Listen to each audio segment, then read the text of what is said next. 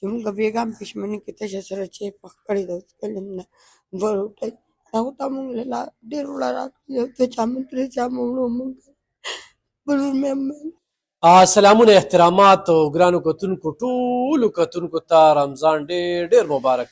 د برکتونو میاشت، د عبادتونو میاشت، د خدمتونو میاشت، د زکاتونو میاشت او د صدقاتو میاشت. زه خپله دغه پروګرام پرانیسته چې کوم دی د تغبې د یوې زنانه نه کومه چې تغبې نه راغلې ده او دلته یې نصیبه وه. ګرانو کتونکو خلک به هر سهار څه وایي، خو بره خو الله پاک شته او نه د چا نه غواړو، نه په چې احسان کوو، نه د چې احسان اخلو، ځان له خپل اخرت ښه کوو او الحمدلله دا هر څه چې کوي د الله پاک کوي.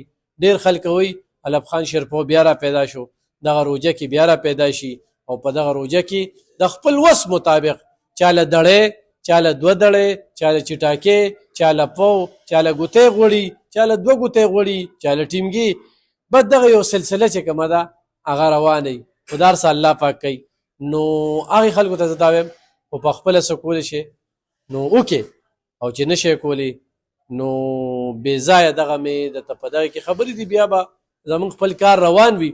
خو چې څوک کمنټس کوي نو تاسې لږ وګورئ چې دې کمې طبقې والا دي او دا کم ځای کې د علب خان شیرپو نه ځپلي شوي دي، به د هغه ځای نه به درته پته لګي. نور الله پاک هر څه ویني، الله سره تجارت وکړې. دغه زنانه تغبې نه راغلې ده او خپل غربت را په مخه کړې ده، څه به وی؟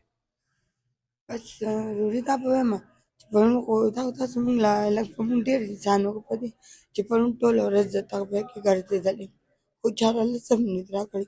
چې چا کره ورځئ وایي موږ خو خپلو خلکو له سودا راوړې ده، وایي نن چې دی نو وایي بس وایي موږ نور تاسو سره دغه نه شو کولی، وایي موږ خپلو له راوړې ده، وایي پردو له موږ نه ورکوو.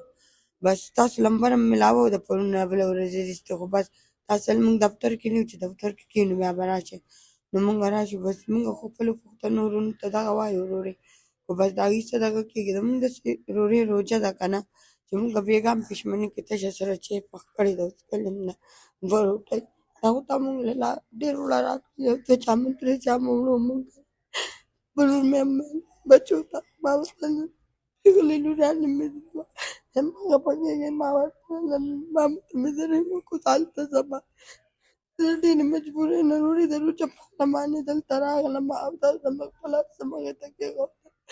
نن سبا څوک چا نه ورکوي، نن سبا خپلو خلکو له خلک ورکوي. څو بچي دي؟ زمونږ 15 واړه دي او ورورې بس څو خاوند دغه راوړي چې نشته نه کېږي. د 80,000 80,000 روپۍ مې قرض کړي دي، بس هغه مې څه کرایانو کې ورکړي، څه داسې پلان ناجوړه و هغه باندې مې لګولي دي. کور پردی دی؟